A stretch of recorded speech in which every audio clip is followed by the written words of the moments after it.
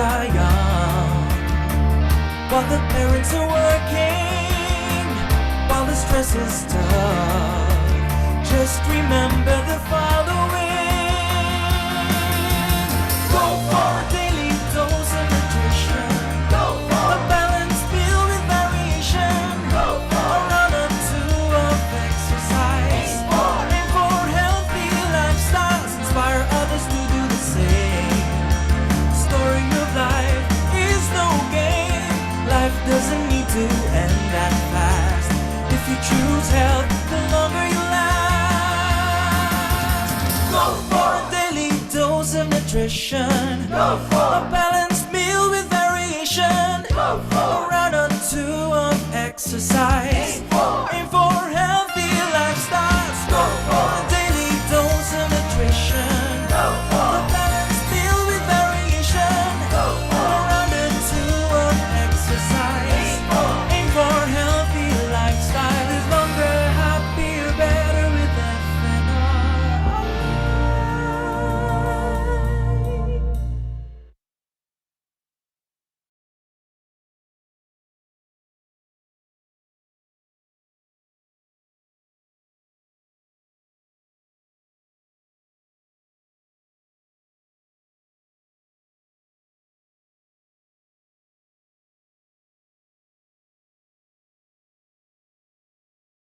Halina kayo, kain na tayo ng brown rice.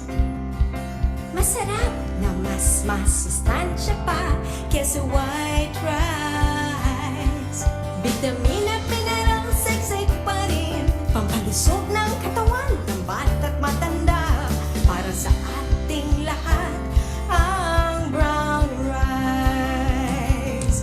Calcium, Papatibay ng buto para sa healthiness. niacin sa palunaw na maayos, magnesium, taga-ayos ng katawan mo. Halina kayo, kain na tayo ng brown rice.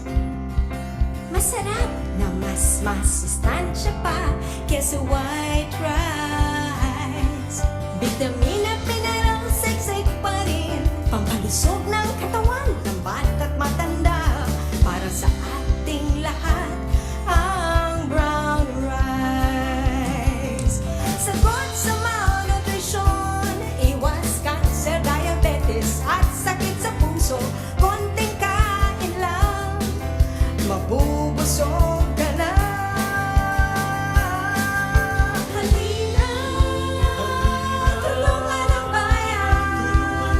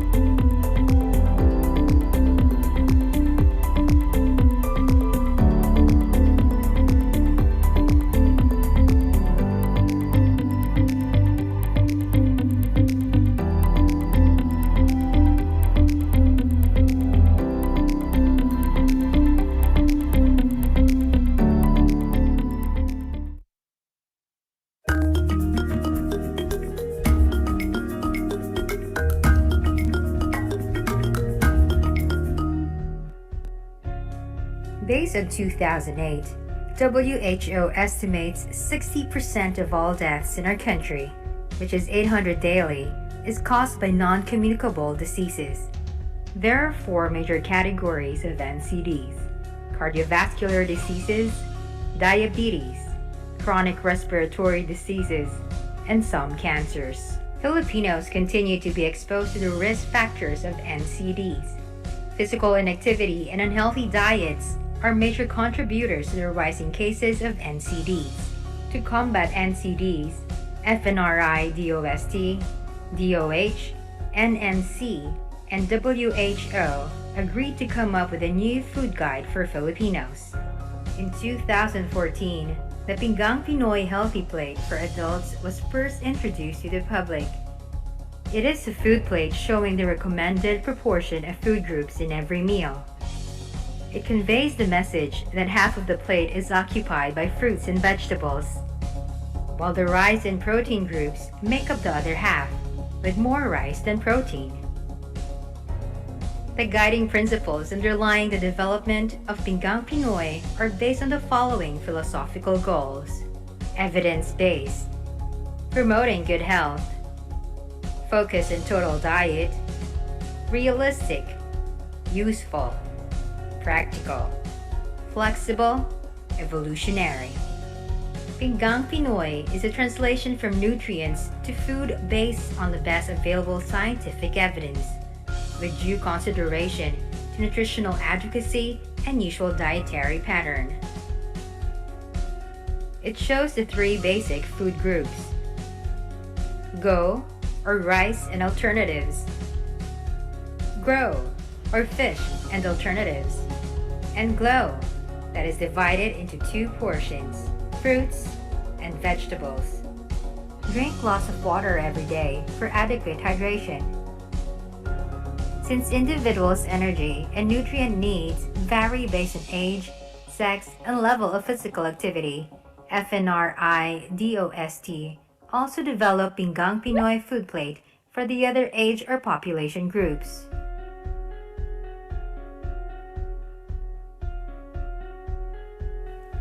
Children 3 to 5 years old, children 6 to 9 years old, children 10 to 12 years old.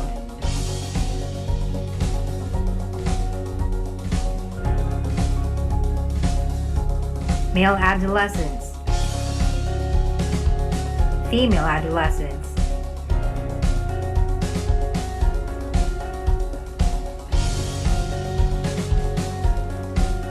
male adults, female adults,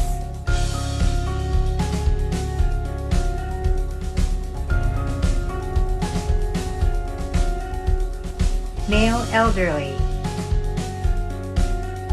female elderly,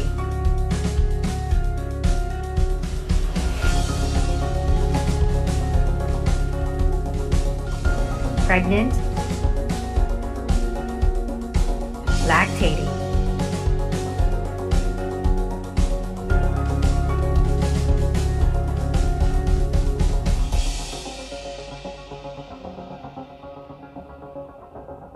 Proper diet along with regular physical activity can maintain good health and help prevent obesity.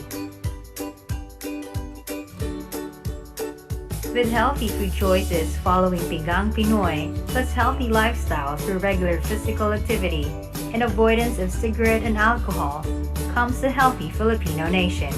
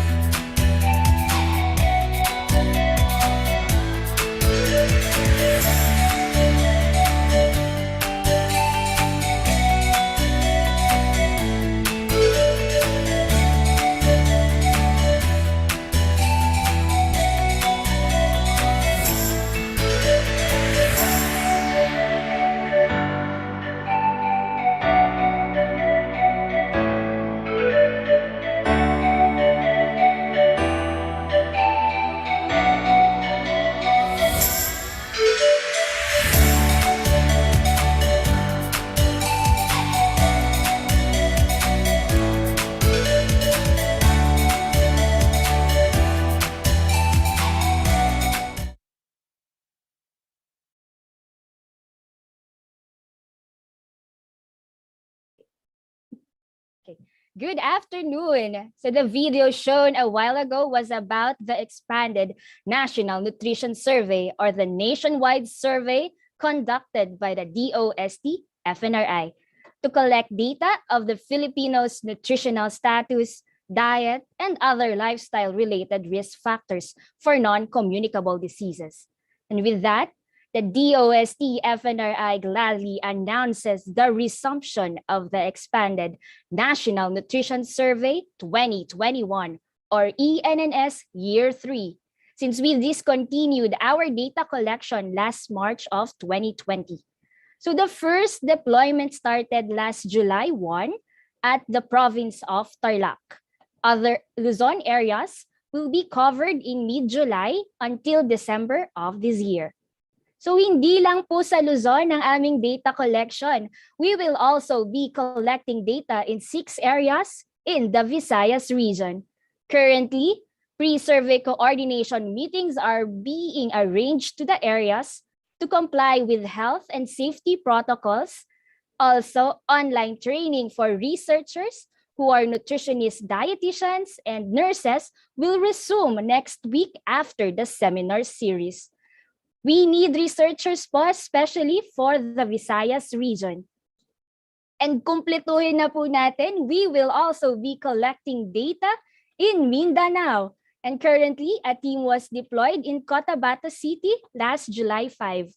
So pre-survey coordination meetings are ongoing to other 9 areas in Mindanao to arrange the health and safety protocols needed to enter the province, which will also be covered in August until December of this year.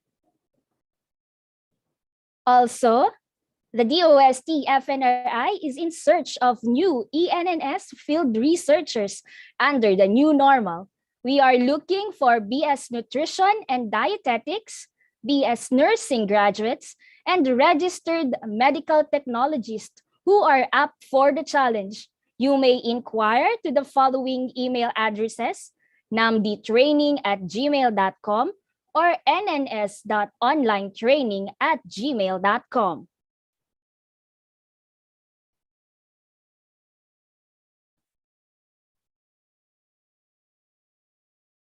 Okay, once again, hello and welcome to the 47th FNRI Seminar Series, the virtual edition, with the theme, Good Nutrition in the First 1,000 Days. Starting right is the right start.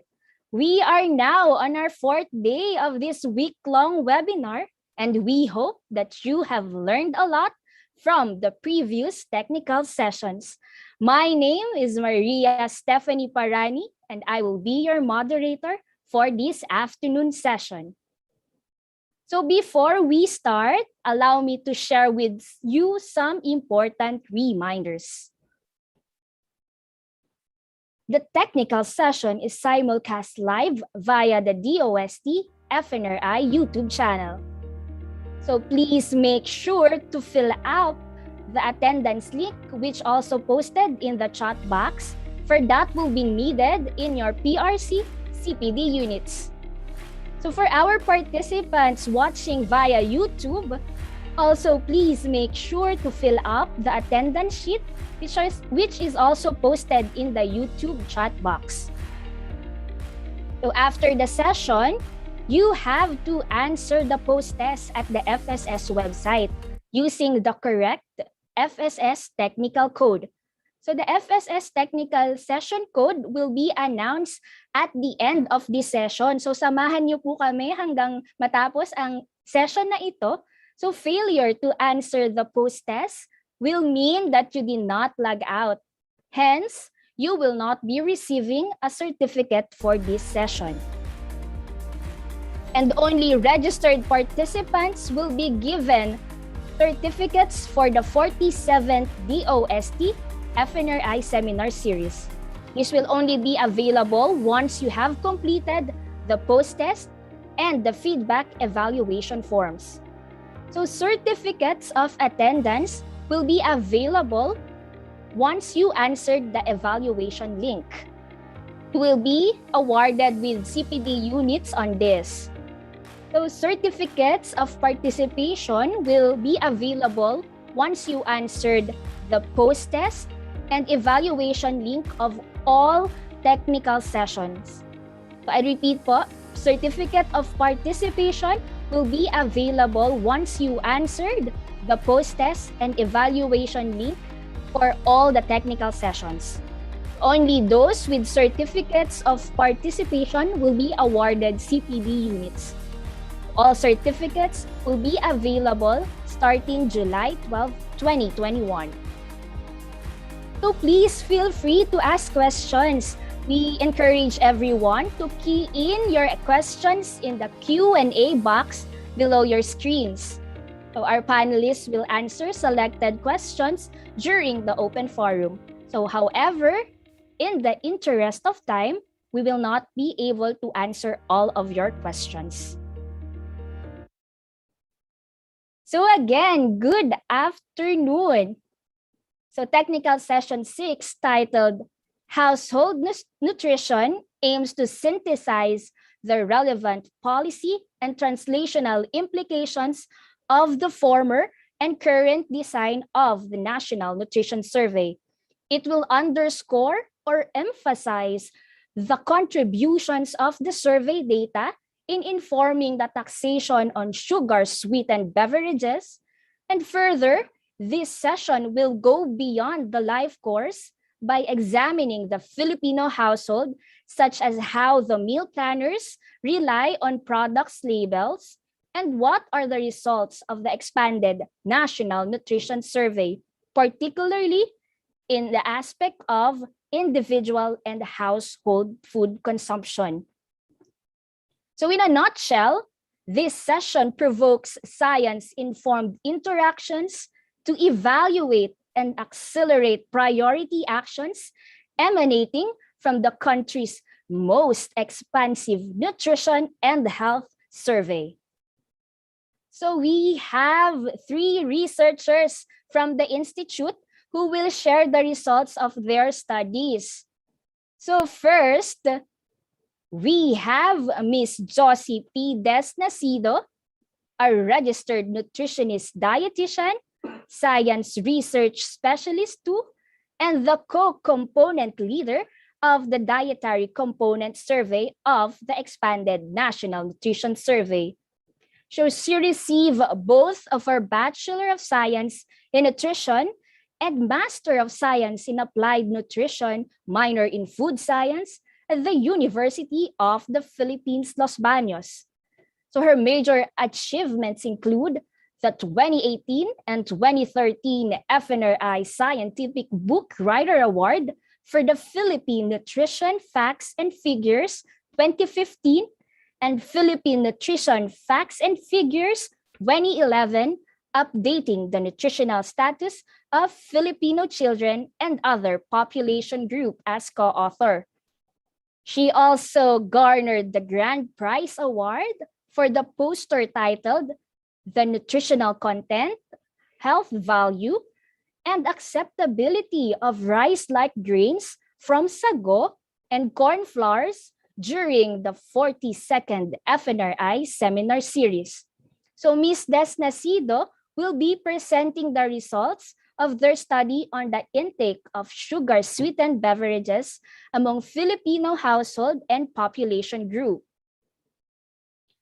For our second presenter, we have Ms. Charina A. Javier, Science Research Specialist 2 and Study Leader of the Food Security Component of the expanded National Nutrition Survey.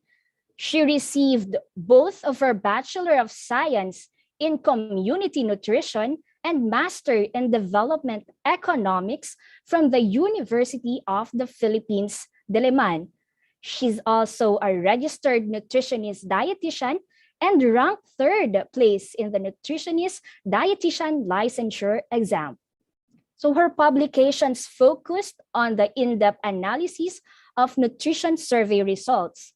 She was also recognized by DOST-FNRI as the 2011 and 2017 most prolific popular writer. She will be presenting the trend in reading product labels among meal planners and adult Filipinos from 2018 to 2019. So, and last but definitely not the least, we have Miss Lilibet P. Dasco, the Supervising Science Research Specialist of the Nutritional Assessment Section of NAMD. So she is the component leader of the Dietary Component Survey of the expanded National Nutrition Survey. So she took up her Bachelor of Science in Nutrition at the University of the Philippines, Los Baños, while for her postgraduate studies, she took 2 courses, Master in Development Management under Public Management Development Program of the Development Academy of the Philippines, or DAP, and Master of Science in Applied Nutrition, minor in Agricultural Economics at the University of the Philippines, Los Baños. She has attended numerous trainings in both local and international settings that enhance her expertise in the field of nutrition. She authored and co-authored numerous publications related to nutrition. So for this session, Ms. Dasco will be sharing with us the results of the 2018 ENNS on the food consumption of Filipinos at the household and the individual levels. So let us all welcome Ms. Desnacido, Ms. Javier, and Ms. Dasco. So grabe po, sobrang interesting ng mga topics natin for this afternoon. So without further ado, here is our first panelist for Technical Session 6, Ms. Josie P. Desnacido.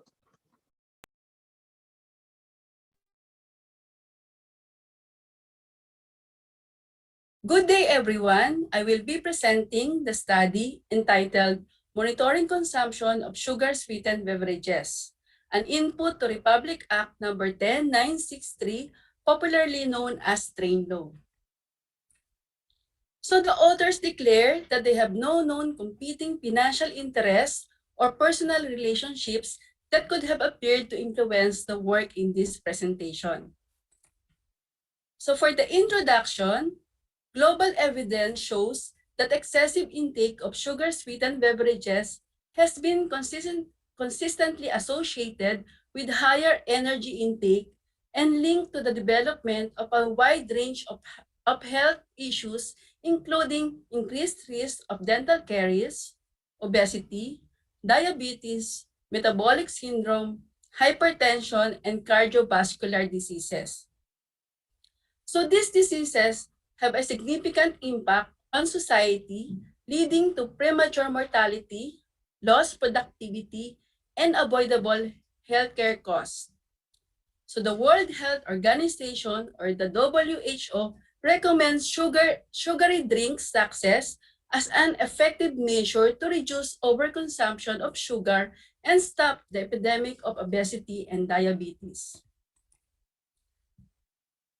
So as of January 2020, more than 40 countries, including the Philippines, have implemented nationwide SSB taxes.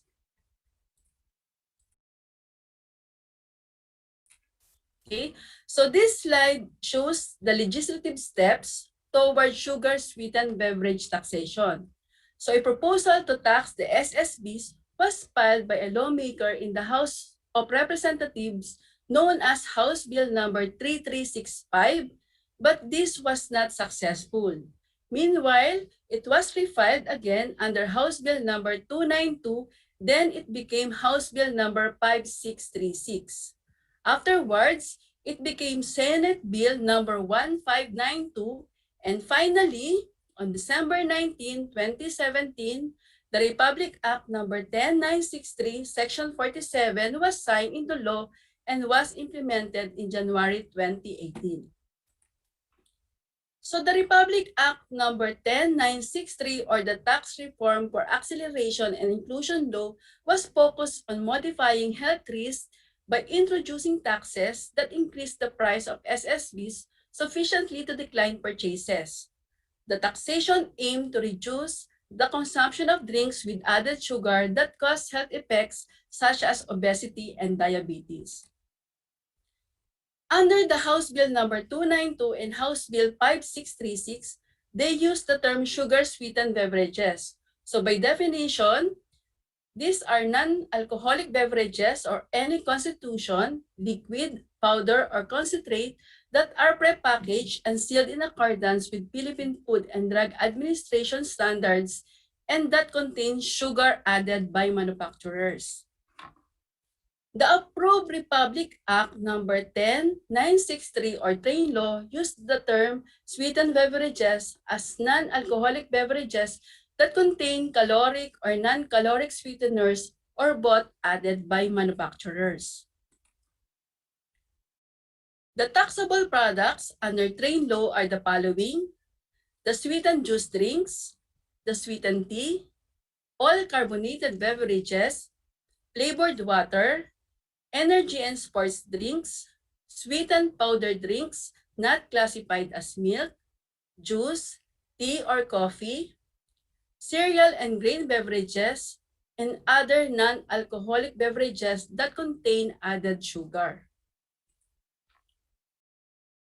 While beverages exempted under Train Law are all milk products, 100% natural fruit juices without added sugar or caloric sweeteners, 100% natural vegetable juices without added sugar or caloric sweeteners, meal replacement and medically indicated beverages, ground coffee, instant soluble coffee, and prepackaged coffee products, and beverages sweetened with coconut sap or stevia glycosides. Evidence-based data are needed to monitor the implementation of sugar-sweetened beverages taxation. Supporting in this taxation, the Department of Science and Technology, Food and Nutrition Research Institute, being the research arm of the government in food, nutrition, science and technology services, recognizes this need, thus initiated to provide data on consumption of sugar-sweetened beverages. Thus, this study aimed to monitor the consumption of sugar-sweetened beverages among Filipino households and different age or population groups.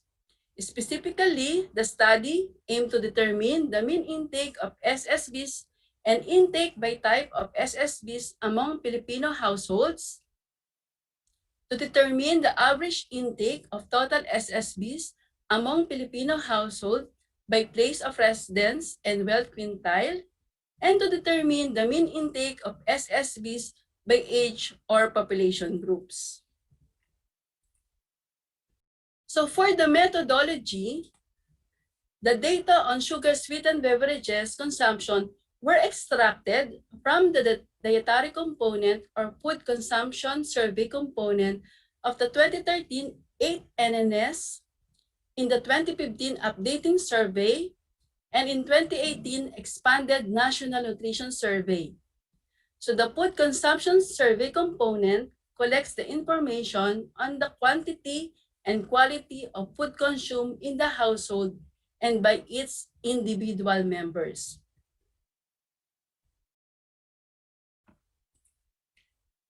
The household food consumption data are collected through food weighing method to measure the total food intake of Filipino households in a day. For the individual food consumption, all intake of household members was collected using 24-hour food recall for 2 non-consecutive days. Household members were asked to recall all foods and beverages consumed the previous day or for the past 24 hours by well-trained nutritionist dietitians through face-to-face interview using a pre-tested questionnaires. So who were included in the study? So for the household level, okay, so 50% of the total sampled Filipino households of 2013 NNS, 2015 updating survey, and 2018 ANNS were included.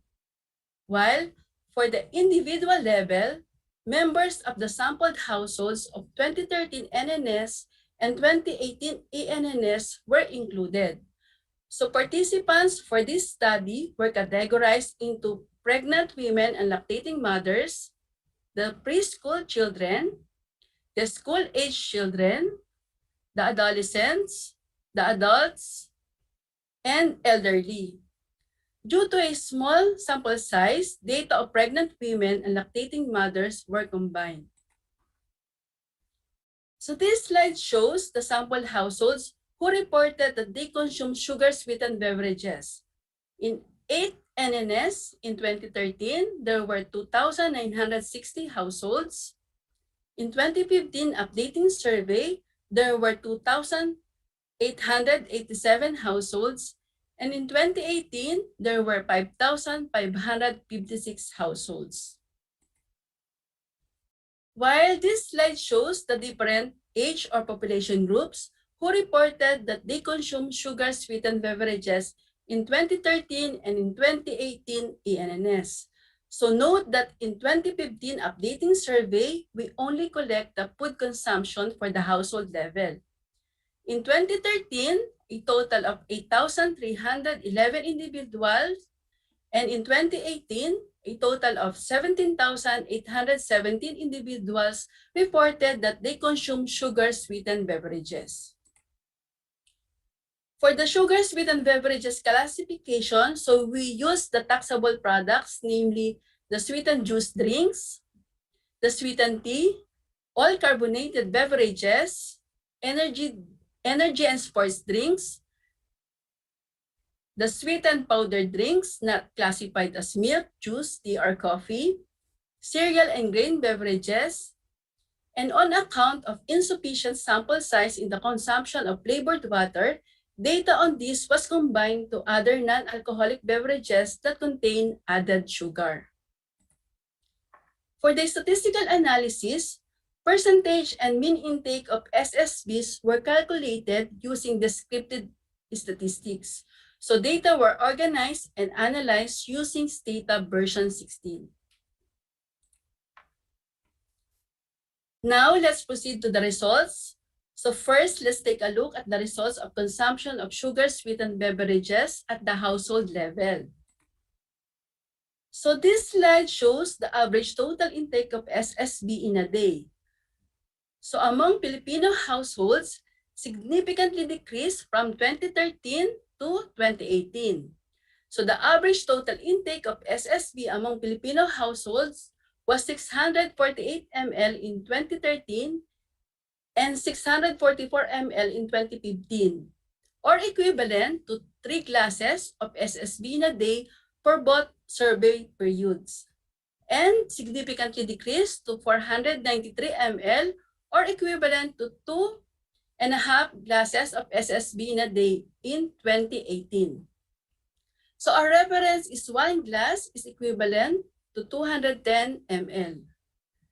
So meanwhile, if we take a look by type of SSBs, so the mean intake of sweetened juice drinks, okay, so the sweetened tea and cereal and grain beverages are also significantly declined. Disaggregating the mean one-day household intake of SSBs by place of residence, so the slide shows that the average intake of SSB was higher in urban areas than those living in rural areas in 2013 and 2015. Further, intake in both areas significantly declined in 2018. By wealth quintile, richest household had the highest mean one-day consumption of SSBs, while those belong to the poorest quintile had the lowest. Richest households rise total SSB intake in 2015 but significantly went down in 2018. Households belong to rich and middle quintile showed a significant decline of total SSBs intake in 2018. Now, let's take a look at the results of consumption of SSBs at the individual level. So as we can see in the slide, more than half of school-age children and adolescents consume any type of SSBs in 2013. However, proportion of individuals in all age groups consuming SSBs significantly declined from 2018 to 2018, from 2013 to 2018. Looking at the mean intake of SSBs to total calories in 2018, so adults and adolescents had the highest mean one-day total intake of SSBs, while preschool children had the least. For the percent energy contribution, so SSB consumption contribute a small amount with less than 10% to total caloric intake across all population groups. Across different age or population groups, the total SSB intake significantly decreased from 2013 to 2018.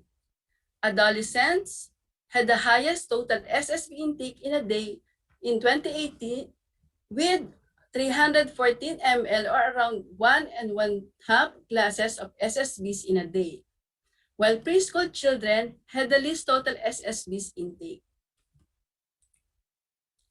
Now let's take a look at the mean one-day intake of different types of sugar-sweetened beverages. So first is the sweetened juice drinks. Okay. So across age or population groups, the mean one-day intake of sweetened juice drinks declined from 2013 to 2018. However, significant difference between the two survey years was only noted among preschool children and school-age children. For the sweetened tea, the mean intake among adults significantly declined from 2013 to 2018. Preschool children, adolescents, and elderly also decreased intake, however, it was not significantly different. For the carbonated beverages, so the mean intake slightly declined among pregnant and lactating women and preschool children. On the contrary, slightly increase of mean intake was found among elderly. Further, almost similar results in the mean intake of carbonated beverages between 2013 and 2018 was observed among school-age children, adolescents, and adults. For energy and sports drinks, conversely, intake continuously increased from 2013 to 2018 across all age or population groups, except among elderly, which was decreased from 2013 to 2018. However, it was not statistically significant. For the sweetened powder drinks intake, so in all age or population groups, so the intake decreased from 2013 to 2018. However, only adolescents, adults, and elderly showed a significant reduction. Looking at the cereal and grain beverages, so almost similar results in the mean intake between 2013 and 2018 was observed among preschool children and adolescents. So intake slightly declined from 2013 to 2018 among adults. On the other hand, intake were slightly increased among pregnant and lactating women and elderly, while significantly increased was observed in mean intake among school-age children from 2013 to 2018. For other beverages with added sugar, so only school-age children, adolescents, and adults had intakes in 2013, with the adults age group having the largest intake. So no significant difference was observed in the intake of other beverages added with sugar across age or population groups from 2013 to 2018. In summary, so for the consumption of sugar-sweetened beverages at the household level, so the average SSB's consumption among Filipino households from 2013 to 2018 significantly decreased. Intake of sweetened juice drinks, sweetened tea, cereal, and grain beverage among Filipino households significantly declined in 2018. Wealthier households and those belong to urban areas had higher SSB's consumption than their counterparts. On the other hand, for the consumption of sugar-sweetened beverages at the individual level, so the proportion of individuals consuming sugar-sweetened beverages significantly declined from 2013 to 2018. Mean total intake of SSBs by age group had a significant reduction from 2013 to 2018. Adults and adolescents population group had the highest total SSB intake, while preschool children had the least. And across all age groups, sugar-sweetened beverages consumption contribute a small amount to total caloric intake. It is recommended to continuously monitor SSB consumption to track changes over time. Moreover, the further decline in SSB intake in 2018 ENNS may be attributed to the implementation of train law in 2017, but the study did not consider effectiveness. Thus, it is recommended to conduct cost-effectiveness study to evaluate the effect of train law. So that ends my presentation. Thank you very much for listening. Thank you very much, Ms. Desnacido, for that very informative presentation about the consumption of sugar-sweetened beverages of the Filipinos. So as we can see in her presentation, there's a decline in the intake of sweetened beverages among Filipinos in 2018, which may be attributed to the implementation of excise tax on sweetened beverages under the train law. So let's give Ms. Desnacido a virtual clap. Okay, so feel free to type in your questions and this will be answered during the open forum. And I would also like to remind our participants who just logged in to fill out the attendance link posted in the chat box. Also, we want to acknowledge our distinguished guests. So we have Dr. Rodolfo Florentino, former FNRI director, Dr. Mario V. Capansana, our former FNRI director, Ms. Zenaida Velasco, the NDOC president, Ms. Arlene Reario, the NNC Regional Nutrition Program Coordinator for Region 5, Dr. Dietary, the FNRI Ethics Committee Chair, Mr. Red De Silva, FNRI Ethics Committee Member, Reverend Father Leonardo E. Dolientas, FNRI Ethics Committee Member. Also, we have Dr. Maria Teresa Ungson, the NNC Regional Nutrition Program Coordinator for Region 11, Ms. Joy Ramos Buenvije, PRC Board of Nutrition and Dietetics, Mr. Merrick Principe, Nutrition and Health Assistant Manager of Unilever Philippines, Dr. Cecilia Acuin, the PAN President, Dr. Shirley Guevara, the Dean of the College of Human Economics at the UP Diliman, Ms. Rhea Benavides de Leon, the Research Consultant of UN World Food Program Philippines, Dr. Celeste Tanchoco, Dr. Maria Asuncion Silvestre, and our director, Dr. Imelda Angeles Agdepa. Also, we are joined by 538 participants via Zoom and 247 viewers from YouTube. So magandang hapon po sa ating lahat and thank you for taking time out of your busy schedules just to be part of this technical session. Okay, now let's go on with our second panelist. Siya po ay sasagutin ang katanungang nagbabasa ba ng mga impormasyon sa mga produktong pagkain ang mga Pilipino? With that, we have Ms. Charina A. Javier.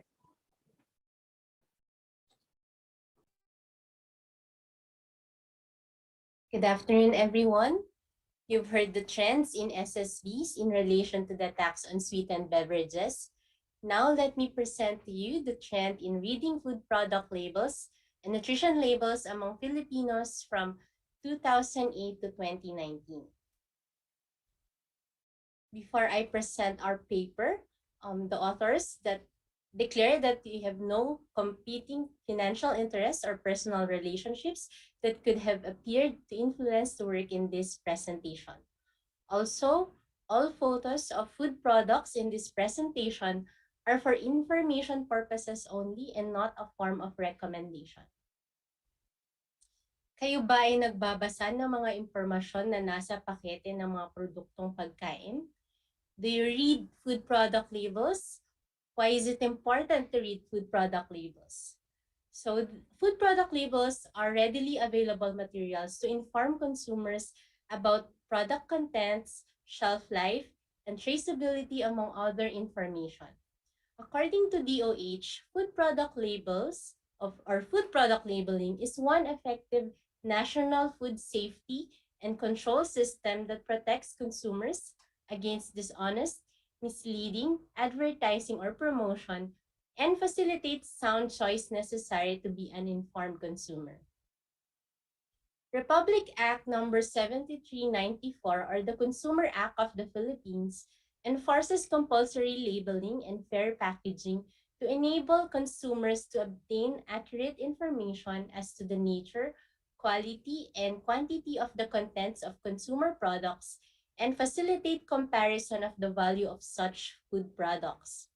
Included in the Consumer Act are provisions on labeling and packaging that includes food and beverage products and price tags.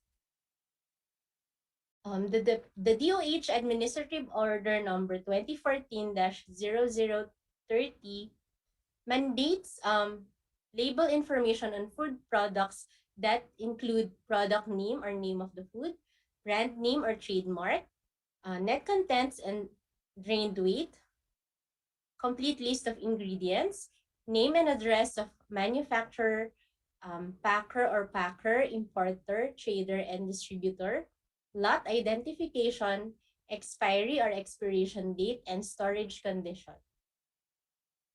Now, what is nutrition labeling? It is a system of describing food products on the basis of their selected nutrient content.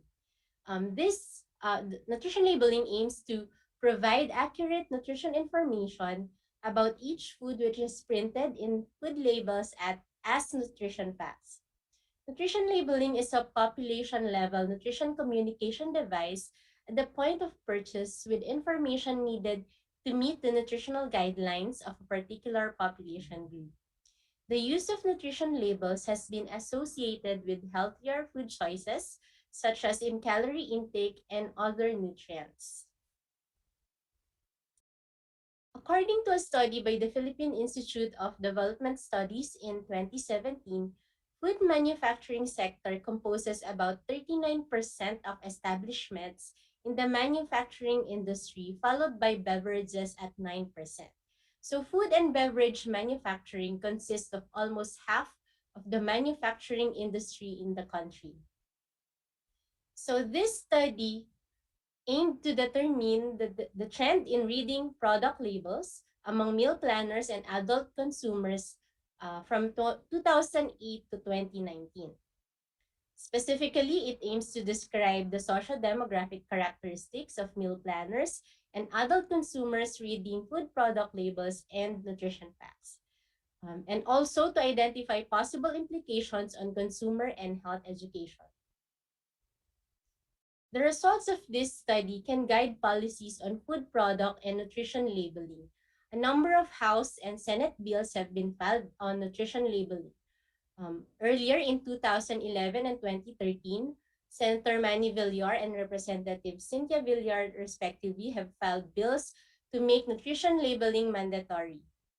More recently, House bill and Senate bills that have been filed were HB 5719, or the Philippine Nutrition Labeling Act of 2015 by Honorable Rolando Andaya Jr., and SB 1280, or the Traffic Light Nutrition Labeling Scheme on Food Packaging Act by Senator Joel Villanueva. Also, the study can be used to review other guidelines such as the FDA Circular Number 2021-015, or the Guidelines on Voluntary Declaration of front of pack labeling on labels of processed food products. Also, some strategies to increase knowledge and practice of reading product labels, and to improve health options. So for the materials and methods, the awareness on and practice of reading nutrition labels, particularly among meal planners of the household, is part of the government program participation component of the National Nutrition Survey and updating surveys done by the DOST-FNRI. This study employed a cross-sectional design using secondary data from 4 nationwide surveys, namely 2008, 2013, 2015, and the ENNS 2018-2019. Meal planners of each sample households across the country were asked about their knowledge on product labels and nutrition facts, as well as their practice of reading them. Responses from a total of 5,014 meal planners in the 2008, 8,409 in the 2013 survey, and 8,663 in the 2015 and 37,095 in the ENNS 2018-2019 surveys were included in the analysis. In the ENNS 2018-2019, adult members 18 years old and above were also asked the same questions on knowledge and practice of reading food product labels. This included a total of 165 42 individuals 18 years old and above. So descriptive statistics and test of proportions were done using Stata version 17. So for the results, less than half of the meal planners reported reading product labels always, the blue segment in the lower part of the columns, in the 4 surveys from 2008 to 2018-2019. The highest proportion of meal planners who reported reading product labels always and sometimes were observed in 2013. The lowest proportion of meal planners who reported reading product labels always at 21.9% was seen in 2018-2019.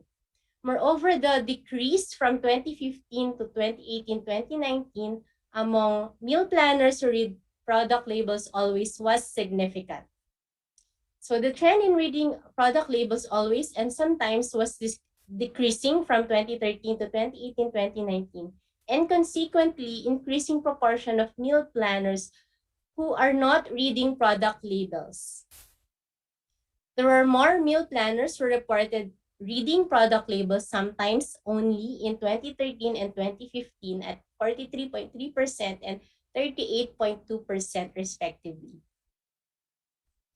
Looking at the information read in product labels among those who reported reading product labels, date of expiration was consistently reported as the most read information in the 4 surveys from 2008 to 2018-2019. This was followed by brand name and ingredients. Nutrition facts was reported only by 1 in every 10 meal planners in 2013 to 2018-2019. These proportions are lower compared to other countries where self-reported nutrition label use was high, such as in developed countries like New Zealand, USA, and Canada. Noteworthy though is that there was a significant increase in the proportion of meal planners who read nutrition facts from 2015 to 2018-2019 from 10% to 14.5%. Looking at the socio-demographic profile of meal planners, by age, more meal planners who were less than 40 years old read food product labels for all the survey periods compared to those who were between 40 to 59 years old and 60 years old and above. In terms of sex of meal planners, there were more female meal planners who reported reading food product labels compared to their male counterparts, also for all the 4 survey periods. In terms of place of residence, there were more meal planners residing in urban areas who reported reading product labels compared to those residing in rural areas. In terms of wealth status, the proportion of meal planners reading food product labels increases as wealth increases. And this is observed for all survey periods. The trend is also similar for educational attainment, where proportion of meal planners reading food product labels increases with educational level. And this is also observed from 2008 to 2018-2019. Among those who said they read nutrition facts, what are the information they read? Reported information read by meal planners in nutrition facts differed for the 4 survey periods. However, amount per serving and calories per serving were consistently reported. In 2008, nutrient content, percent daily values, amount per serving, calories per serving, and others were asked, and about 7 in 10 meal planners who read nutrition facts said they read the nutrient content. In 2013, only percent daily value, amount per serving, calories per serving, and others were asked, and half of the meal planners said they read calories per serving. Both 2015 and 2018-2019 ENNS had the same items asked in the questionnaire. As can be observed, there was a decrease in the proportion of meal planners who read calories per serving from 2015 to 2018-2019. About 4 in every 10 meal planners who read nutrition facts read total fat. And the other items in the nutrition facts are read by lesser meal planners. Among those who read nutrition facts in 2008, majority, or about 71.9%, reported that it does not influence them in buying the products. However, in 2013, 2015, and 2018-2019, the proportion of meal planners who said nutrition facts influences them always in buying the products were 81.8%, 57.1%, and 39% respectively. The decrease in the proportion of meal planners who were influenced by nutrition facts in buying the food products was significant from 2015 to 2018-2019. Now let's look at those who reported not reading food product labels. About 6 in every 10 meal planners who said they do not read food product labels said they were not interested. About 2 in every 10 said they have no time to read, and about 1 in every 10 reported that the labels have very small print or cannot understand the labels. Now let's look at the results for the adult consumers 18 years old and above. Almost half of adult consumers said they do not read food product labels, and only 1 in every 5 said they read food product labels always. These proportions are significantly different from each other. Similar to meal planners, date of expiration was the most read information in food product labels, followed by ingredients and brand name. About 1 in every 5 adult consumers who said they read food product labels read nutrition facts. Among those who said they read nutrition facts, about 1/3 read total fat, which is the most read information. This was followed by calories and total carbohydrates.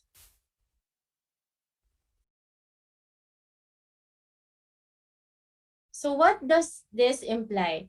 Among those not having interest in reading food product labels, we may need a more intensive advocacy campaign for them to be encouraged to read food product labels. Consumer education in reading food product and nutrition labels should start in school, where food labels and nutrition facts are integrated in subjects such as home economics or science and health classes. Multimedia materials in groceries or supermarkets, as well as mass media campaign reminding consumers to read food product labels can also be used. Likewise, improvements in product and nutrition labeling, such as a more simplified and standard format, could be important contribution towards making the environment more conducive to healthier food choices. Also, there is a need for further research on the comprehension on nutrition facts among Filipinos to enhance nutrition labels as a communication tool. The frequency of buying food with food product labels, amount of food consumed from these products, and relate these to their energy and nutrient adequacies, and to explore other factors that could affect understanding and motivation in reading food product labels. Pending legislations on nutrition labeling should consider the most appropriate label format that would interest consumers to read and use the information to guide them in proper food selection, especially in packaged food products. Whether these should be color-coded traffic lights, star ratings, reference intakes, or other formats, it should spark interest from the consumers to read and understand them well and use the information in purchasing the products. So in conclusion, there was a declining proportion of meal planners reading food product labels always over the past decade. Only 1 in every 10 meal planners and about 2 in every 10 adult consumers read nutrition facts among those who read food product labels. There should be a combination of nutrition education strategies that should be implemented to encourage nutrition labeling reading, such as including home economic subjects, social media posts, tie up with food retail stores or groceries, simplify and standardize food and nutrition label formats for better understanding, and a need for qualitative research on food product labels and nutrition facts to determine factors that affect understanding and motivation in reading food product labels, such as what layout or style is more understandable, terms used in the labels, among other information. Thank you very much. So thank you very much, Miss Javier, for that very interesting presentation. So kung nasagot po ba ang katanungan, kung nagbabasa ba ng mga impormasyon sa mga produktong pagkain ang mga Pilipino? So according to her presentation, yes. At ang pinakabinabasa ay ang expiry date, which is also important. So however, according also to her study, only 1 in every 10 meal planners or 2 in every 10 adults who read nutrition facts ay nagbabasa ng nutrition facts pala. And for her recommendations, it is to strategize on how to properly educate our fellow Filipinos on how to read nutrition labels, like simplifying it for better understanding. So mahalaga po ito lalong-lalo na sa ating mga meal planners kasi isa ito sa susi para sa mas masusustansyang pagkain sa bawat hapagkainan ng mga Pilipino. Okay, so with that, let's give Miss Javier a virtual clap. For our last presenter, which will discuss the results of the 2018 ENNS on food consumption in both the household and individual level, let's all welcome Miss Dasco.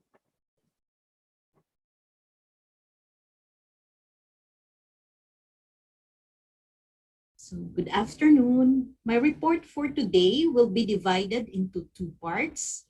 I will be presenting the results of food consumption of Filipinos at the household and individual levels for part 1. And then I will present the challenges and lessons in part 2. So we are 5 authors in this study, and I will be the one to present this paper as main author. So the declaration of conflict of interest. The authors declare that they have no known competing financial interests or personal relationships that could have appeared to influence the work in this presentation. So the results that will be presented here are part of the Expanded National Nutrition Survey, or ENNS. The ENNS is conducted basically to generate national nutrition data. The conduct of the ENNS is a mandate of FNRI under Executive Order 128, Section 22, to define and update the food and nutrition situation of Filipinos. The nutrition and health data are generated annually to provide key indicators that will serve as basis for monitoring national programs and crafting policies. There are actually 10 components of the ENNS. However, we will focus on the food consumption survey component. The food consumption survey provides a direct measure of the food situation of the country. It also reflects the food and nutrients actually available to the households. It presents food intake in relation to regional economic, demographics, and socioeconomic differences in the country. The rationale and significance why food consumption survey is important. It is the official and only recognized statistical source of data. It also provides insights on the changing dietary pattern of the population. It also helps identify public health concerns from inadequate intake to excess consumption.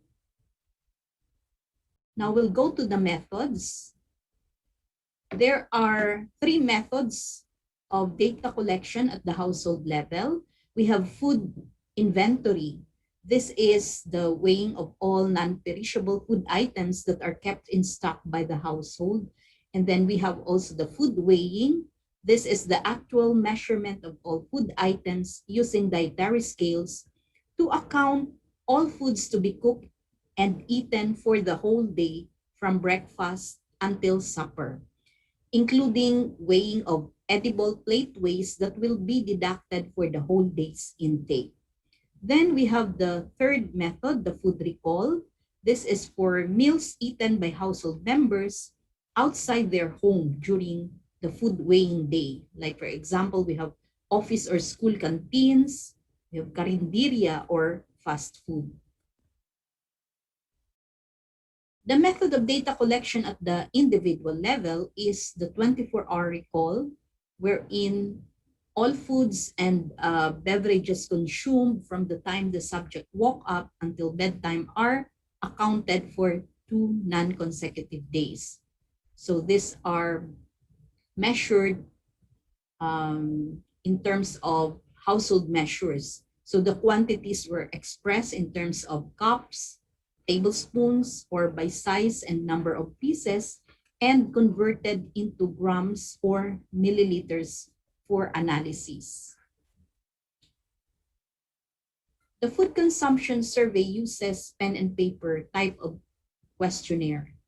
So these are subjected to field editing, and as soon as the edited forms are received in the office, they were subjected to office editing and validation. After a series of encoding and validation of data, these are processed in the dietary evaluation system developed by FNRI that computes for the food and nutrient intakes. So results are then generated for proportion of population meeting or not meeting the Philippine Dietary Reference Intake. So for the response rates, about 52,000 eligible households were identified from the listings of the Philippine Statistics Authority, and out of the eligible, about 46,000 households responded to the survey, or 87.9%. At the individual level, about 160,000 responded from the 196,000 eligible members of the household, and that's a response rate of about 81.5%.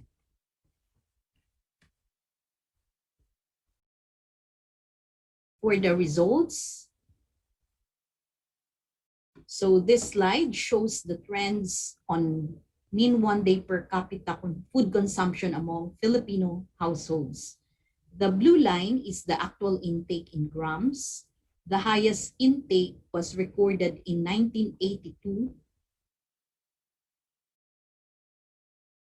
and gradually decreased to 803 grams in 1993. However, 10 years later, the intake increased by 83 grams. That's translating into 886 grams. Thereafter, there was a steady decline until the current, which was 834 grams. So the red line is the equivalent calorie of the actual intake, which follows the same trend. So in 2015, however, the calorie equivalent increased to 1,865, indicating a calorie-dense food being eaten. In 2018, the estimate showed a decreased calorie intake of 1,774 calories. So taking a closer look at the food groups, intake for cereals and cereal products, this is the blue line, and the rice and products, the orange line, follow the same pattern. The lowest so far for the cereals and cereal products is in the 2018 estimate with a significant drop in intake of 40 grams from 2015. For the rice and products, a significant difference of 23 grams from 2015 is recorded. For the intake of starchy roots and tubers, that's the blue line, this has dropped to 11 grams and has not recovered since 1982, which recorded the highest intake at 42 grams. This has also health consequences because this is an important source of fiber. For the intake of sugars and syrups, that's the orange line, this is decreasing since 2003, this one, and recorded a significant change of 9 grams in 2018. For the fats and oils, the gray line, this is also important as an added fuel for the body, as well as precursor of fat-soluble vitamins like vitamin A, D, and E, and K. So the intake has not much changed since 2008.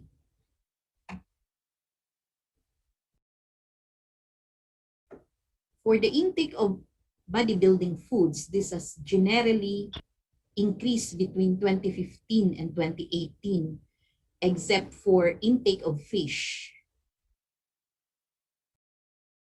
Okay, so this is the blue line, which has decreased from 101 grams in 2015 to 96 grams in 2018. Okay. The health consequences of eating too much meats and poultry, this one, should also be considered, especially the visible fats from these sources. So all the food groups under the bodybuilding foods are increasing except the fish. So for the yellow line, this is the intake of eggs. This has significantly increased from 18 grams to 23 grams.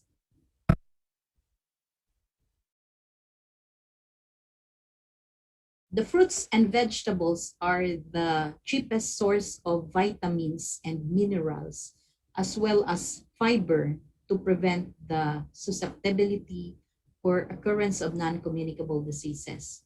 So the intakes for vegetables, that's the blue line, are gradually increasing since 1993. For fruits, intake was the opposite of vegetables, wherein there is a gradual decrease to 37 grams in 2015 and slight increase at 41 grams in 2018. Though Filipinos see the value of these food groups, but we have not yet reached nor surpassed the high intake in 1978 for vegetables, this one, and 1987 for fruits, the orange line. Between rural and urban areas in 2018, the rural areas have high proportion of households meeting the energy requirement as well as the estimated average requirement for calcium and vitamin C. However, if we check the confidence intervals, which are not shown here, the differences are not significant because of the overlapping confidence intervals. For the Philippines, between 2015 and 2018, the proportion of meeting the REI, or the recommended energy intake, and the estimated average requirement, or the EAR, had decreased except for riboflavin. So these are the indicators included in the SDG target 2. It's 2.1. So by 2030, we have to end hunger and ensure access by all people. So included dito yung indicator ng households meeting 100% recommended energy intake. So this proportion of population meeting the REI has decreased from 31% in 2015. This has gone down to 24.2%.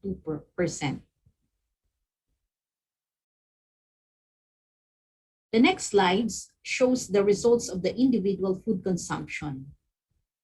Looking at the intakes of children and adolescents, the values at the top represent the average total intake in a day. So each color in a graph represents the specific food groups. This one.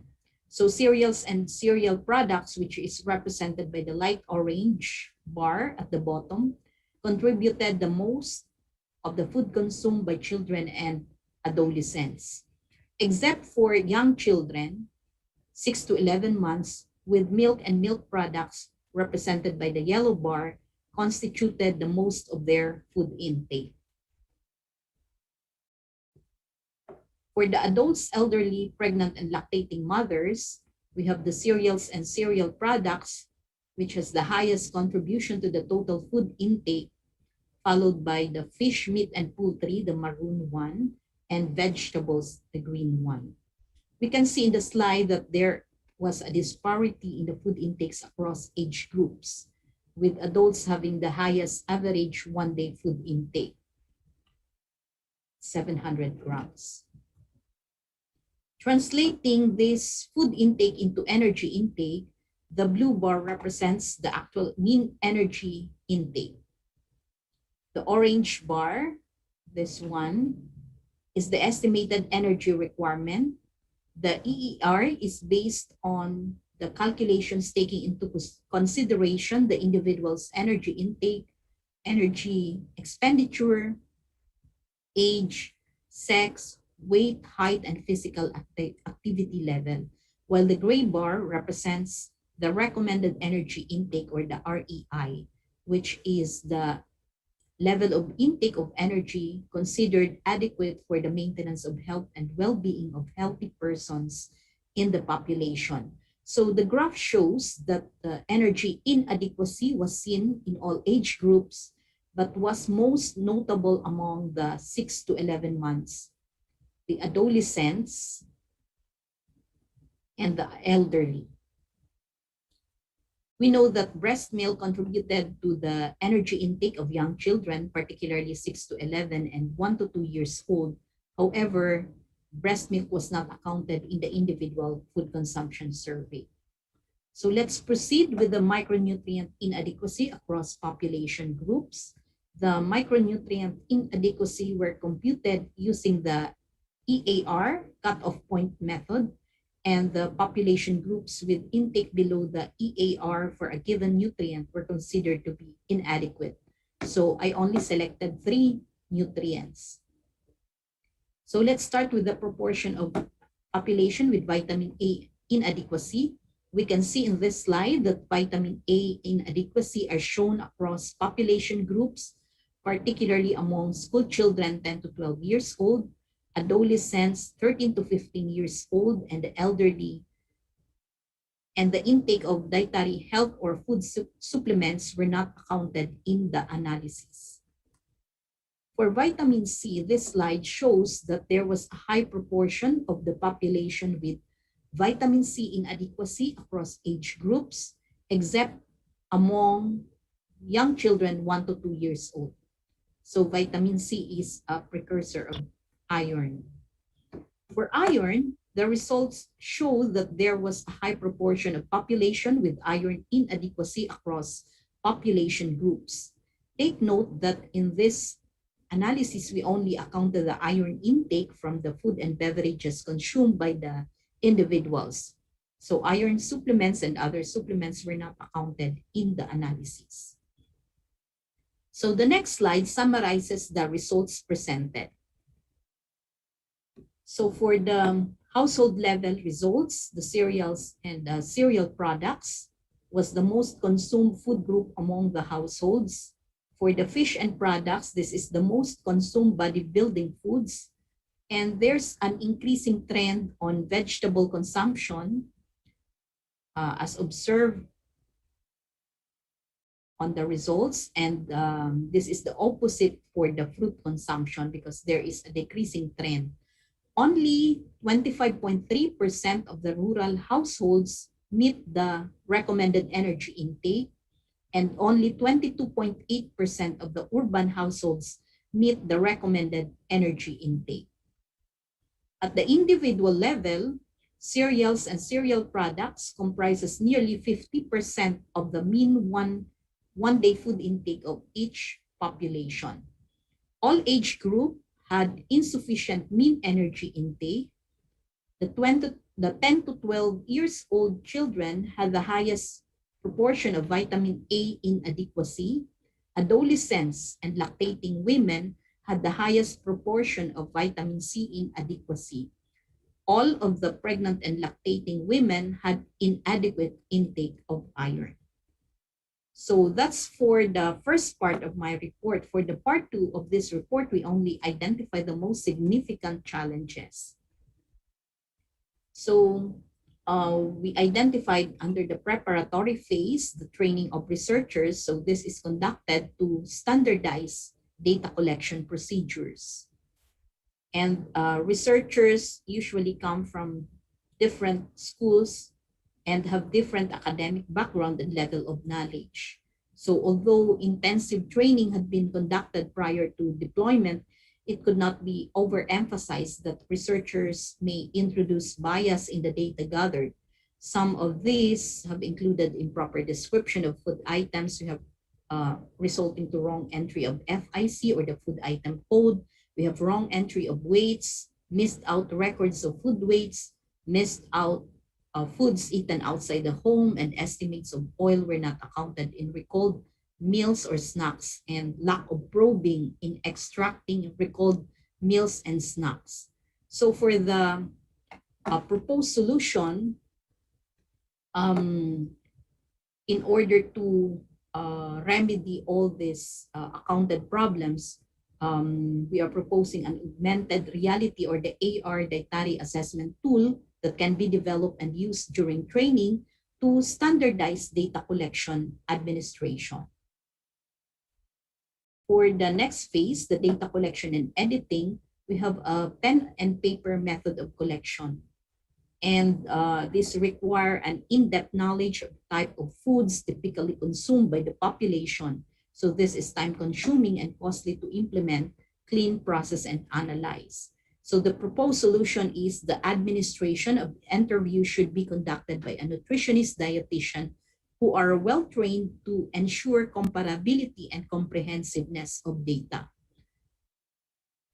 And it is also proposed to use the AR dietary tool assessment to standardize data collection procedures. And the same under the data collection and editing phase, the estimation of portion sizes is required to obtain the valid dietary intake data. So this is difficult to obtain due to limited availability of standard weights. Majority of the areas are familiar with the most common unit, which is the SI metric system. And however, in local areas with rich culture, that there is diversity in terms of the units of measurement being used. So both random and systematic errors may occur when estimating quantities of food. So the proposed solution is the image-assisted dietary assessment tool that can be used as quantification of portion sizes is already integrated in the program for improving accuracy of the data collected. For the data collection and editing phase, under this is also the unavailability of food item codes for new food items. So new food items are not clearly described, thus there is difficulty in food matching with foreign FCTs. Food description does not permit to find the true match with other FCTs, and deriving data from foods that are not clearly classified or described can be a source of error. So the proposed solution is the image-assisted dietary assessment tool that can be used. So this allows details of describing a food item for improving accuracy of data collected. The same under the data collection and editing phase, we have another identified challenge is the limited nutrients from Philippine food composition table. So not possible to obtain adequate information, example for iodine and sodium due to variability of salt use between households and food manufacturers. So iodized salt is a key source of iodine. So natural iodine content of food does not allow accurate assessment of iodine intake, since most FCTs contain less than 25% of analytical data due to expensive analysis of foods. So we also recommend to increase investment to update the FCT and or explore the use of the FAO in Foods global database. And another proposed solution is to measure using biomarkers of iodine. And then for the processing phase, the generation of the per capita intake at the household level with the assumption of equal access to food among household members. Household consumption data are individualized by assuming that each person within household has equal access to food. So that's the per capita, which may lead to implausible consumption, such as baby foods consumed by adults or alcohol by infants. The per capita is a function of consumption unit where the number of meals shared by the household members and visitors are accounted. So the proposed solution is to explore other methods of analyzing household intake data, considering sex, age, and physiological status, or even physical activity. Okay, so those are the identified challenges. Now for the implications, this is particularly on the PPAN and the SDG monitoring. So we identified two, and the number one is the inappropriate targets set to achieve PPAN or SDG tracking of progress therefrom.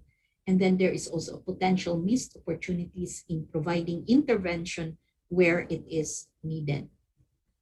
So in conclusion, the household and individual intakes of Filipinos are generally inadequate in macro and micronutrients, particularly vitamin A, vitamin C, and iron, and identifying and addressing challenges in collecting food consumption data are vital for the reliability of results needed by the policymakers and development planners. As a recommendation, the image-assisted dietary assessment or the augmented reality dietary assessment tool is suggested to complement the traditional method of collection, that's the paper and pen, and we have to establish the data quality protocol. It is also important to consider technological innovation to ensure data accuracy and address random and systematic errors. And then we have to explore other methods of analyzing household intake data considering the sex, age, and physiological status or even the physical activity. So we have the references here as our source of information for the study. And I think I have already presented everything. So thank you very much and stay safe.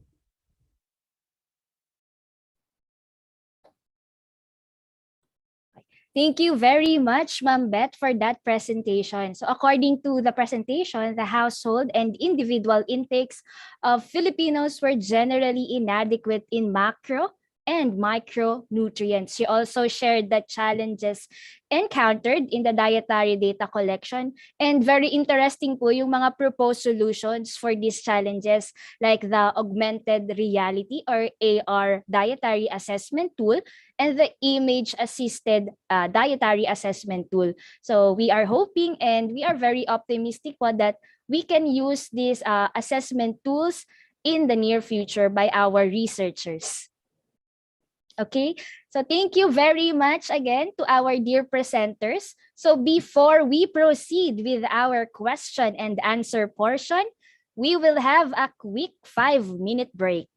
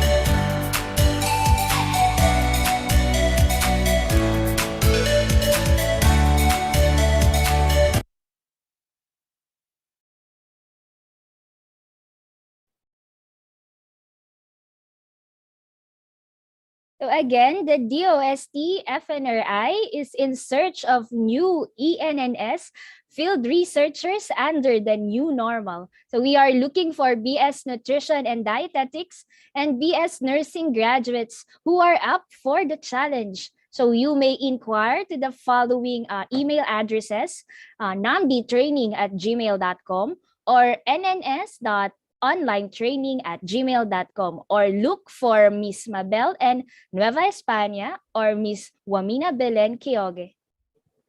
Also, we are looking for registered medical technologists for the expanded National Nutrition Survey. So interested applicants are advised to submit your application through the email address fnrienns2018@gmail.com and address it to Miss Rosemary J. Dumag, Supervising Science Research Specialist of Service Laboratory Group, through Mr. Dan Emil G. Florendo, Project Technical Assistant for SLG Biochemical Laboratory. Just for a recap, Ms. Desnacido presented the study titled Monitoring Consumption of Sugar-Sweetened Beverages, an input to Republic Act number 10963 or the Train Law. Ms. Javier presented the trend in reading food product and nutrition labels among Filipinos from 2008 to 2018-2019. While Ms. Dasco presented the food consumption of Filipinos at the household and individual level based from the 2018 Expanded National Nutrition Survey and the challenges and lessons learned from the survey. So now we are going to proceed with the much-awaited open forum. So may I ask our three beautiful and intelligent presenters to open their cameras and unmute your microphone. Okay. So, okay, let me read the first question. So our first question is for Ms. Desnacido from Mr. Edilberto Garcia. So his question for Ms. Desnacido is, if there is a decrease in SSB intake, did the surveyor ask what type of drink replaced them? Ms. Desnacido?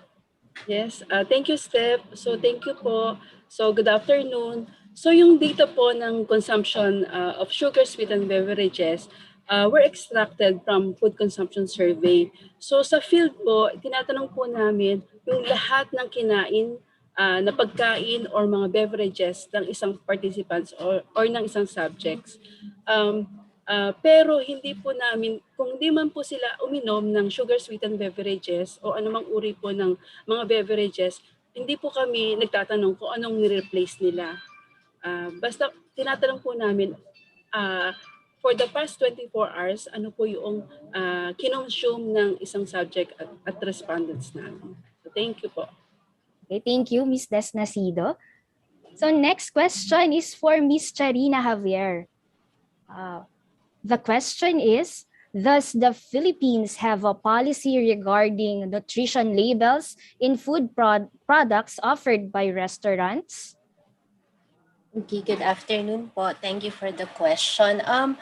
At the moment po, wala pa po tayong law or Republic Act that mandates labeling in menus in restaurants. Although in 2019, merong proposed na House bill to have one mandatory nutrition labeling in menus in restaurants. However, kahit nga po sa ating prepackaged food, voluntary pa rin ito. Hindi siya kasama dun sa mandatory labeling based on the Consumer Act. So wala pa po tayong law on this. Thank you. So wala pa po tayong law on that. So our next question is for Ms. Dasco from Dr. Aquin. Okay. The 2018 ENNS allows for provincial level estimates. Is there considerable variability in intake among provinces? So likewise, among income groups, urban, rural differences. So this will provide actionable points for policymakers. So do you want me to repeat it, Ma'am Beth?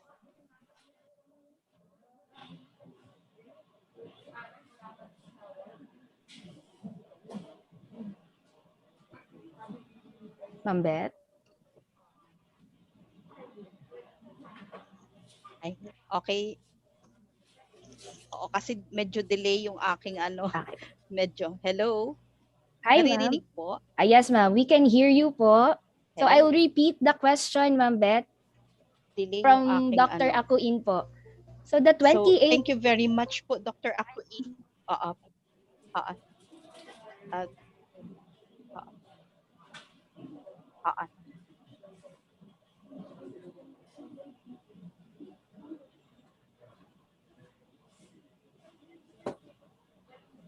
really. The 2018 ENNS allows for provincial level estimates. So is there considerable variability in intakes among provinces? Likewise, among income groups, rural or urban differences? For this will provide actionable points for policymakers.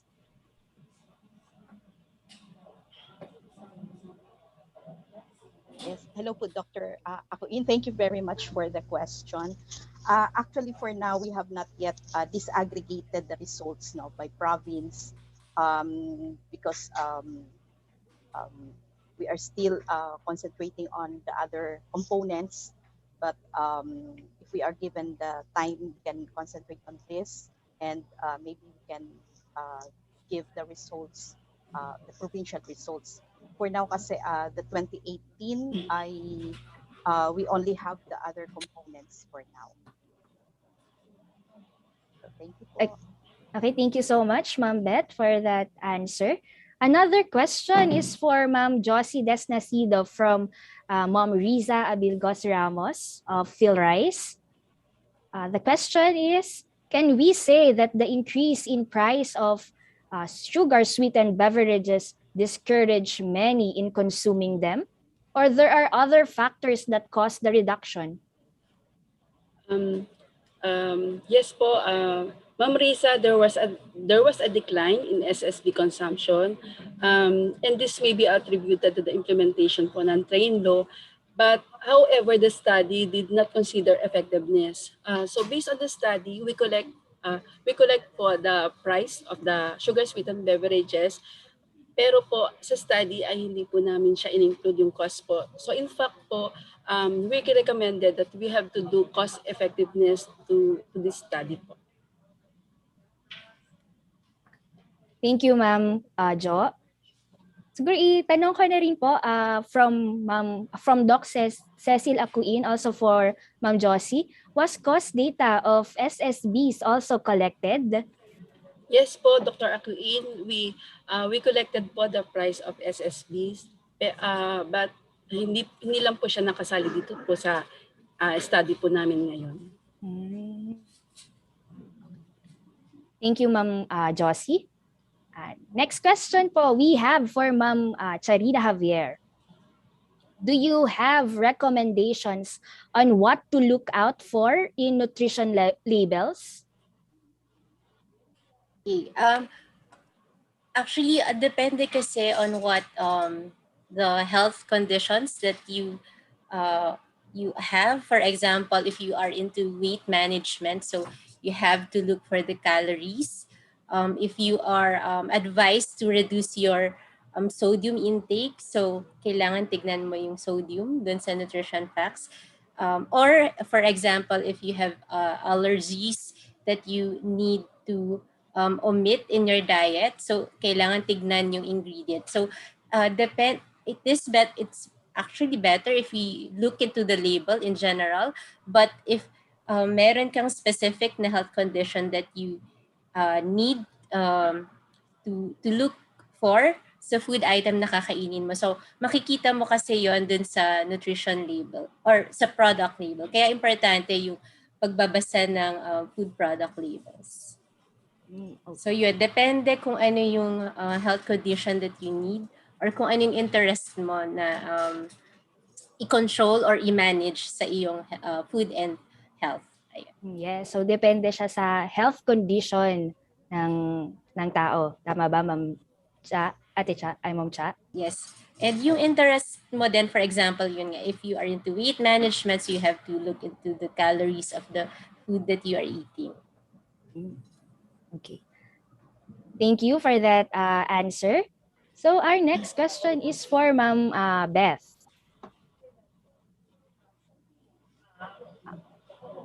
Okay, from Ma'am Beth. The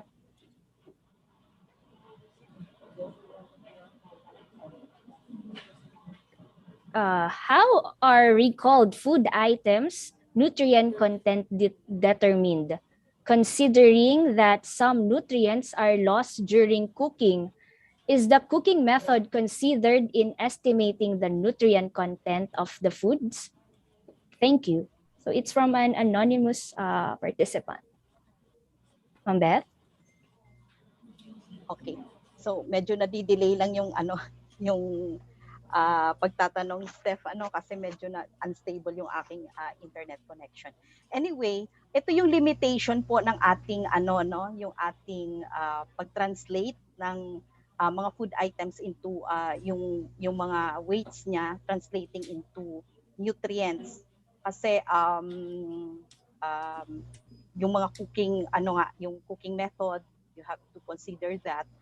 Pero para na lang we have uniform na pag-account ng mga nutrients, we are translating this into raw edible portion.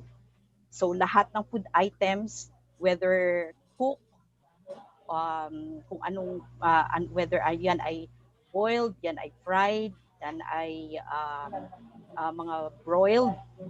So we translate that. So meron kaming mga conversion factors, merong kino-consider tayo na yung cooking factor nito, and then we translate that into raw edible portion lahat.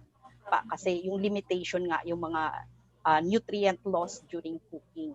So yun yung ginagamit namin to translate the weights into nutrients, yung raw edible portion. So thank you, nasagot ko kaya ang iyong tanong. So thank you, Ma'am Beth. Okay. So another question po for Ma'am Beth. Actually, I think it's a comment from Ma'am Lourdes Vega. So sabi po ni Ma'am, please expound on the implications. So yung sa Okay. implications, So, yung- kasi it's not clear po. Opo. So yung implications kasi, yung nakita natin yung mga iba't ibang nakita natin yung mga challenges when translating yung mga food items into yung sa nutrients na. So if this is so meron tayong mga encounter ng mga random and systematic errors pag hindi ito na control or hindi natin na minimize, this will have an effect later on sa ating mga monitoring ng ating monitoring ng ating PFAN and even yung ating SDG kung hindi natin makontrol yon. So yun yung magiging implication na sabi nga natin kung ito ay hindi natin makontrol yung mga iba't ibang errors, mali yung magiging target natin. Kung saan talaga kailangan yung ating targets, so yun yung lalabas, no? So yun po yung ibig kong sabihin ko sa implications. Okay po, Ma'am Beth. Thank you po for that answer. Okay, we have questions for Ma'am Charina Javier. So, hi po to Miss Charina. Is there any consequence for a company if they don't include in their label the nutrient facts of their products? It's from an anonymous participant. Yes po. Right now po kasi based on the Consumer Act, it's not part of the mandatory label information. So I don't think they will be penalized if they don't put the nutrition labels at the moment. I think that is why we are advocating for a mandatory nutrition label so that the companies will be mandated to to include nutrition labels in their products. But right now, it's still a voluntary information that companies can include in their labels. Thank you. Thank you. Okay. So another question po for Ma'am Charina from Mr. Eric Ruiz Sagaysay. So what are the strategies or good practices we may suggest to LGUs to improve food product label reading? Because in community setting, they strongly conduct IECs in nutrition label reading, especially during the pabasa sa nutrition classes. Thank you. Yes, I think maganda pong venue yung mga nutrition classes like the pabasa in teaching our mothers, our meal planners especially, in reading product labels. Like for example po, di ba nakita po natin dun sa study, ang usual lang na tinitignan nila is yung expiration date. But kung merong nutrition facts, yung nutrition labels, no, makikita natin, minsan yung iba hindi nga nila pinapansin na yung serving size na itong product na to pala, akala nila since isang pack siya, isang serving lang. So, minsan pati yun nakakaligtaan na tignan o pansinin ng ating mga meal planners. So, ayun po. So, we can, by just the nutrition labels, we can teach our meal planners through pabasa, or ngayon since naka home quarantine tayong lahat, and lahat ay majority ay online, so we can make use of social media para po, and other media, other medium like sa TV, kung kayang mag-include ng advertisement on how to read product labels, no, not advertising kung anong particular brand ng product, but the practice of reading product labels ay importante. So we can make use of other venues bukod sa pabasa, since ngayon nga hindi pwedeng face-to-face.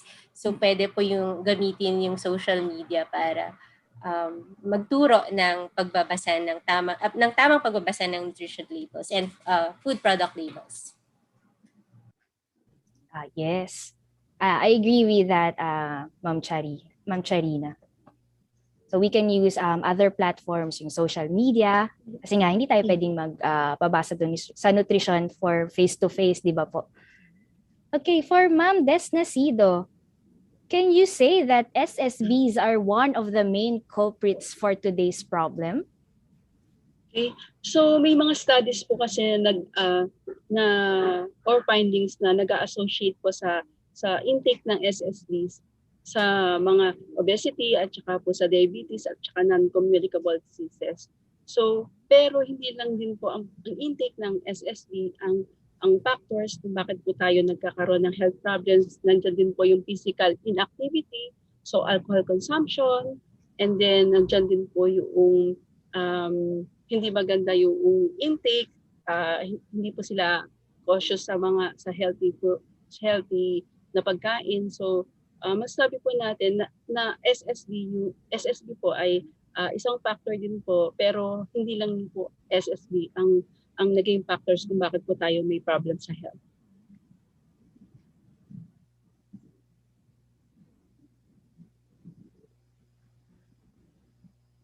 Thank you, Ma'am Josie, for the answer. For our last question, so our last question is for Miss Charina Javier from Dr. Akuin. So labels apply only to processed packaged food. How do we address nutrition information dissemination regarding non-packaged foods? Thank you po, Doc Ces. For other food, nutrition information dissemination for non-packaged foods, I think we can use the different tools that we have in teaching individuals and households. Like we have the food pyramid, we have the Pinggang Pinoy that will guide consumers in what that amount of food they have to eat in one day. So yun po ay mga tools na pwede natin gamitin na hindi lang po siya based doon sa ating packaged food. So halimbawa, kung fresh produce man yan, so pwedeng gamitin yung ating food pyramid or yung ating pinggang Pinoy o ibang tools po natin para po sa pagdi-disseminate ng information na hindi packaged foods. Ayun po. Thank you, Miss Charina. So I think that is the only time we have for Q&A. So again, for those questions we were not able to accommodate or entertain, you may approach our panelists offline or they will approach you offline to answer your questions. Thank you very much. So indeed, it's a very interesting discussions we have this afternoon. Ano po? So our panelists deserve some recognition and virtual clap. So with that, let us proceed to the awarding of certificates to our panelists. Let me read the citation.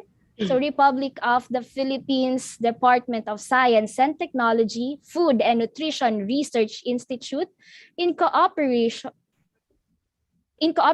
with the Food and Nutrition Research Institute Employees Association, Inc., present this certificate of appreciation to Ms. Josie P. Desnacido for sharing her invaluable time and knowledge as presenter of the paper titled Monitoring Consumption of Sugar-Sweetened Beverages, an Input to Republic Act number 10963, or the Train Law, during the 47th FNRI Seminar Series, the virtual edition, with the theme, Good Nutrition in the First 1,000 Days, Starting Right is the Right Start, given this 8th day of July 2021 at the Department of Science and Technology, Food and Nutrition Research Institute, signed by Ma'am Charmaine A. Duante, the overall chair for the 47th FNRI Seminar Series, Ms. Leia C. Dahay, the president of the FNRI Employees Association Incorporated, and also signed by our director, Dr. Imelda Angeles Agdepa, also a scientist too. Same citation goes to Ms. Charina Javier for sharing her invaluable time and knowledge as presenter of the paper titled Trend in Reading Food Products and Nutrition Labels Among Filipinos 2008 to 2018-2019 during the 47th FNRI Seminar Series virtual edition with the theme Good Nutrition in the First 1,000 Days, Starting Right is the Right Start. Signed by Ma'am Shari, Ma'am Leia, and Dr. Agdepa. Also, same citation goes to Ms. Maria Lilibet P. Dasco for sharing her invaluable time and knowledge as presenter of the paper titled Food Consumption of Filipinos at the Household and Individual Levels, Findings, Challenges, and Lessons Gained from the 2018 Expanded National Nutrition Survey during the 47th FNRI Seminar Series, the virtual edition. Congratulations and job well done to our panelists. Congrats po. So may we request our panelists together with Dr. Calibo, Ma'am Dr. Agdepa, and other BANCO members to please open their cameras for a quick virtual photo opportunity.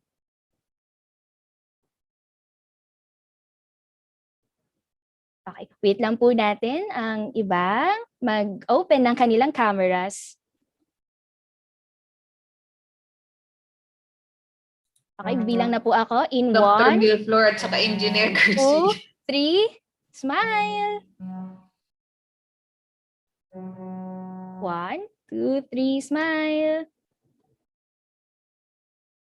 Okay. Thank you po. Salamat sa inyo. So that Thank you. ends our technical session 6. Thank you, Steph. Thank you, Very Ma. alive.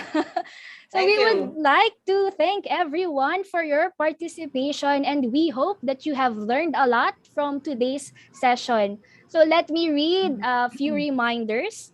So please answer the post test at the FSS website. The post test link will serve as your lag out for this technical session. So if you did not answer the post test, it will mean that you did not lag out for this session.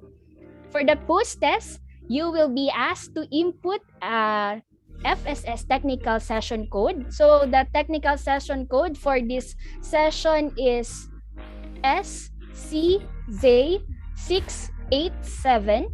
Again, the technical session code for this session is SCZ687. So failure to provide the correct technical session code will mean that you did not answer the post test. Hence, you will not receive the certificate for the session. So only registered participants will be given the 47th DOST-FNRI seminar series.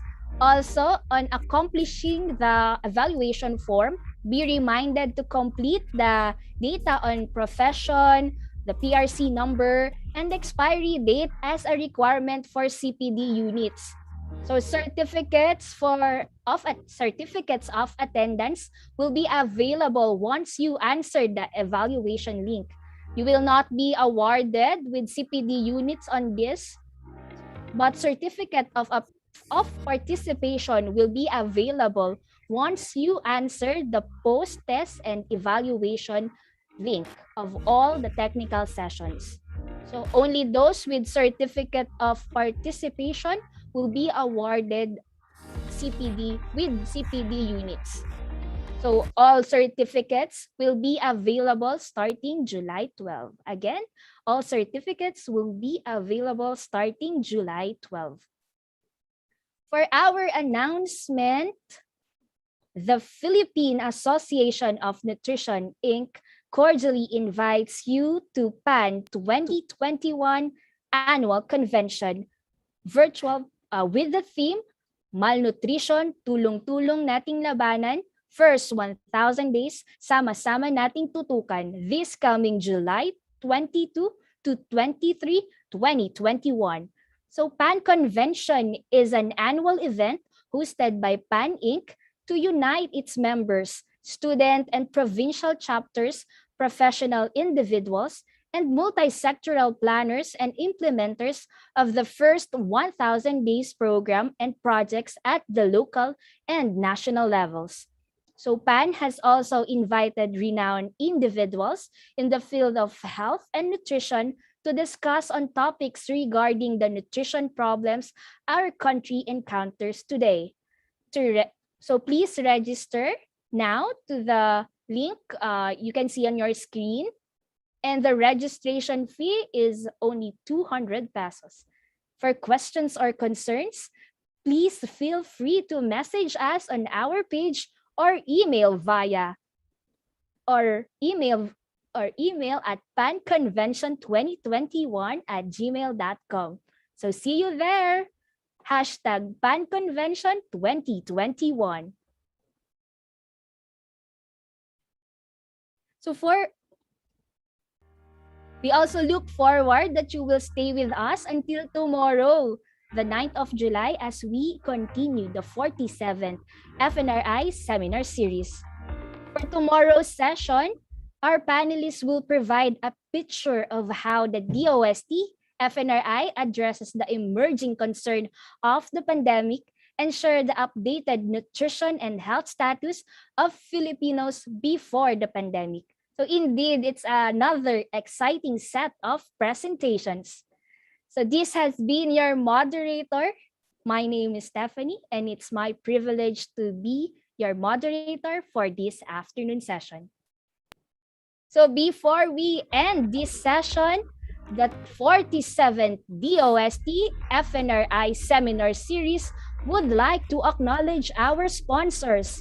For our gold sponsors, we have Nutridance Food Manufacturing Corporation, a leading food manufacturer of healthy, nutritious, and research-based food products distributed nationwide. Swiss Pharma Research Laboratories, Incorporated, a leading manufacturer of pharmaceutical products in the Philippines and a technology adopter of the enhanced Nutriban. For our silver sponsors, we have Ma and Bake Shop from Davao City, one of the newest licensees of DOST-FNRI developed enhanced Nutriban. Our bronze sponsor, the Department of Science and Technology, National Capital Region, Regional Office. Mary Lois Food Products and Merchandising from Tumawini, Isabela. Waffle Time and Great Foods Concepts Incorporated in Iloilo City, and RCJ Trading and General Merchandise. And for our other sponsors, we are grateful for our partners, the Philippine Association of Nutrition Incorporated, the First Analytical Services and Technical Cooperative or FAST Laboratories, Arteche Bread House from Eastern Samar, Ruben's Bake Shop from Catbologan, Samar, JA Fruits and Vegetable Processing from San Mateo, Isabela, Science Savings and Loan Association Incorporated or SLI, De Hermanos Pizza from Tangub City, Misamis Occidental, and Wellness Pro. Thank you very much to our sponsors for your continued support. Again, thank you so much for your time. Have a nice day and stay safe.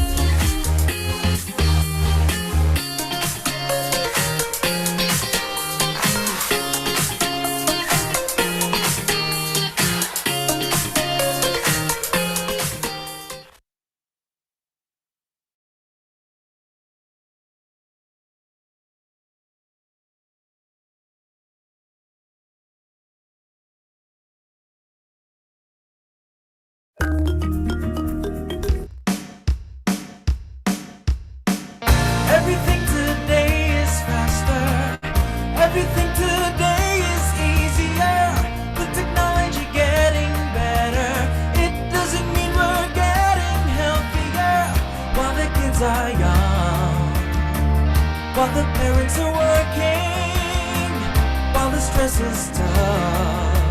Just remember the following. Go for a daily dose of nutrition. Go for a balanced meal with variation. Go for a round or two of exercise. Aim for healthy lifestyles. Inspire others to do the same. Story of life is no game. Life doesn't need to end that fast. If you choose health, the longer you last. Go for a daily dose of nutrition. Go for a balanced meal with variation. Go for a round or two of exercise. Aim for healthy lifestyles. Go for a daily dose of nutrition. Go for a balanced meal with variation. Go for a round or two of exercise. Aim for healthy lifestyle. Live longer, happier, better with FNRI.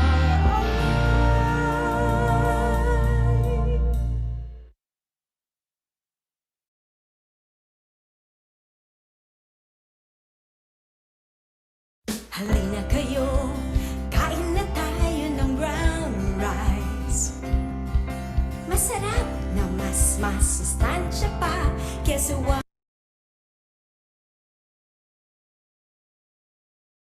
rin. Pampalusog ng katawan ng bata't matanda.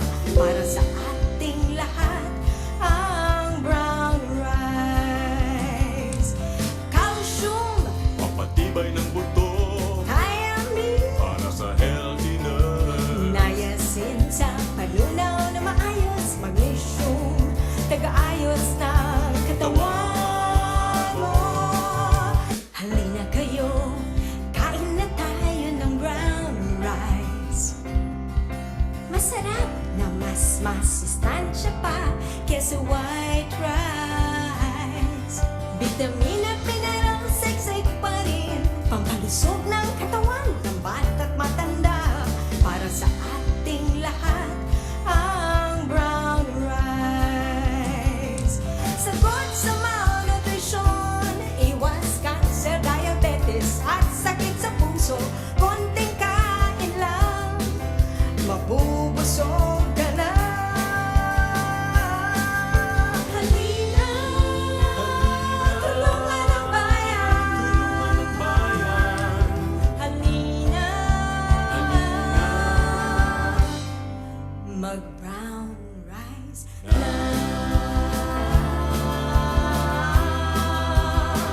Mag-brown rice na.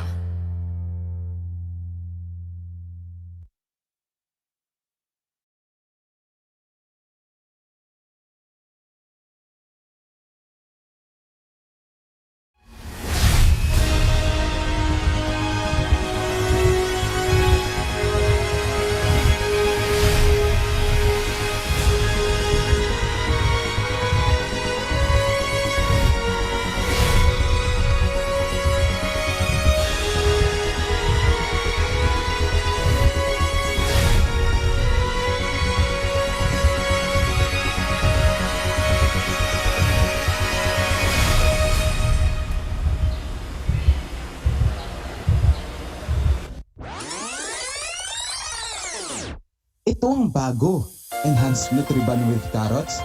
Try nyo! Dahil Enhanced Nutriban, healthy rin to.